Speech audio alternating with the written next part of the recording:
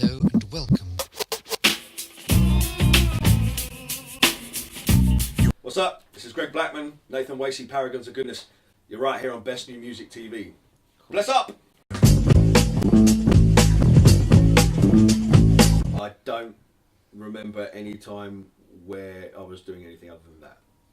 My mum will tell you stories of me being as 1-year-old in the cot and some tunes on, and she tells me this is true. I can't verify it, but it sounds about right that I'm rocking myself to the rhythm of the song, and when one song would stop, my cot would stop, and then I'd just pick up the rhythm of the next one. It's not a matter of it's not like something I don't sit down consciously to do music. I will write a song today. It's like there's an internal reservoir that builds up to a certain point, and then I'll turn the tap on and try and capture everything, all the music that comes out quickly enough.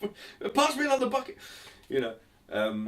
and then turn the tap off, let it build up again. Take whatever's poured into the bucket and try and make sense of it and try and build it into something good. But I mean, my first memory of music is as far back basically as I can remember.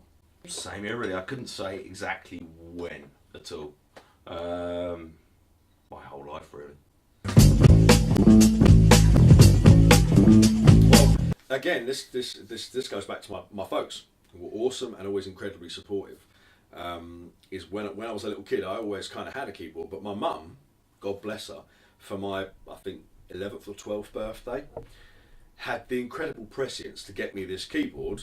They don't make it anymore. It's called Yamaha PSR SQ8, and it had all the usual sounds and stuff. But what it did have, which is I still use to this day, was it had a way you could play drums, kick, snare, hi hat, crash. So booms, cats, boom, cats, which is still how I do it today. So I learned to make, and also it had a little sequencer. So you wouldn't just, I didn't think of music as something that you'd sit down at a piano and go ding. Okay, the bass and piano the bass and drums will play the changes, and I will sing. I thought like making music is always a process of adding up little bits to make a concise whole and balancing those bits together. And so that's thanks to her and buying me this thing, I started making music arranged like that. And I guess I would have been about 12, 13. Probably when I started my first band. It's a bit different because for me it's always been, whether it's working in the studio or playing in a band, it's always been a cooperative thing. So I tend to, I'll write music with other people and stuff. Songs, I don't know, so probably when I was about 16. I played guitar in a band from 14 and started writing properly with them when I was about 16, 17. It's a bad time for studios anywhere at the moment. You've got a lot of the big studios in London closing and stuff. And one thing that's good about that means there's an awful lot of good professional clients that are trying to find new premises after the places they've used for 30 years. Affordable premises as well. Yeah, and affordable premises. So it's been some really interesting albums this year. But, I work on the Greg stuff on a different platform. It's what I choose to do. I choose to do as well as working on it. It's kind of, this is a different thing. It's where we get to make our little kind of audio cartoons, really. Slow start to the year. Promising though. Constant work and finally looking like it's paying off, which is good. It was literally, we got together one week, said that was fun, should we do that again the next week? Yeah, all right. Same time? Yeah, all right. Yeah. Even before that, it was sharing a pint in a pub with friends that were musicians that we both played with, but not at the same time. Yeah. And just going, we should do something. We should do something. When? Tomorrow. But as far as, let's do it. And we did. That was the first of our pretty much weekly sessions for like 7 years. For me, as far as I'm concerned, for the last year, I've been mixing alongside with Nathan. I've been mixing the album that I've written with DJ Vadim. We've got about 16 tracks. Come at the end. We're quite. It's the best work I've done thus far. Although I would rank the new demo stuff that we've been doing on a level with it, just because it sounds a bit more classic in terms of production. 2013 at some point, depending on the breaks. This whole thing that we've been doing here, for me in 2012, the very real possibility that might pay off in a way that means we can actually eat. Chris left at the start of the tour with the real big fish, and they asked me to step in kind of at the last minute, and it was Tommy was like, "When can you do it?" And I was like, how soon do you need me? He was like, "Well, we've got a gig tomorrow." Oh shit, okay, fair enough. It was great. You know, they were great fun. I love the Kings. They're a great band. You know, I loved working with them. You've got to separate the two.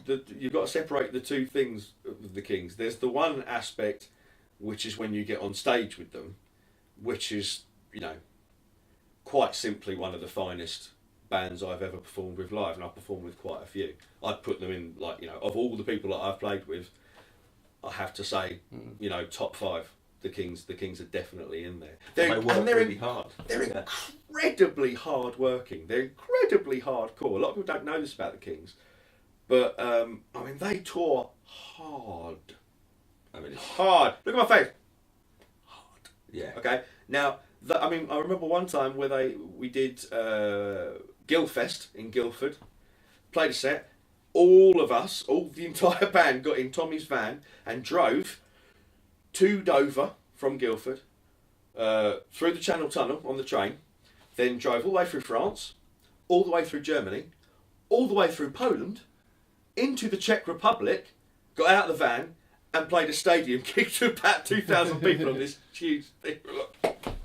That was your entry into that was my trial by fire. We've been working with the Kings for 6-7 years as well. Like, we started similar time to them, like on the very first album. So it's been a long road, and they do work very hard. And they certainly deserve to be where they are. Yeah, they deserve to be further on than they are. Well, yeah. There you go. There it is. So yeah. Oh, lies. Holiday. What is this speak? Good God. It's real nice, but the first time I went out there, I was out there for a couple of days because we had to rehearse and I had to learn a lot of new stuff. But to be honest, what happens this time is I fly out on the day of the gig. I get there at 5. We tit about for a few hours. I go to the place. I start gigging, playing the piano for an hour at 10. Wait until the set starts at 2 a.m. Gig really hard with them until 4. Go back to there, sleep for a few hours, get up, come straight back on the plane. There ain't no... Not only is it not a holiday, there's not even any time to socialise or see sights or anything. That's something I'm going to try and remedy. But, I mean, as for the experience of working with Nightmares on Wax, anyone sort of in their mid to late 30s, people of my generation, Nightmares on Wax are a really fucking big deal. Do you know what I mean? And Nightmares on Wax basically is one guy in a rotating crew of other musicians. It's a guy called George Evelyn, DJ Ease. And it's working for him has never been anything but an honour and a privilege. He's a really, really nice guy, and I get to stay at his house now. And yeah, like I say, my only complaint, if I had any, is that I don't get to kind of hang out there enough, which I'd really like to do. And talking of other bands that make you feel slightly older, there's Utah Saints as well, obviously. Yeah, exactly. Utah Saints is another one which, I keep telling other people in their mid-30s. And it's a bit like working with Vadim. People make one of two faces, right? You tell them you're working with Utah Saints or Vadim, and they either go, what? Or the other, like 20% of them go, oh my fuck, I can't believe it.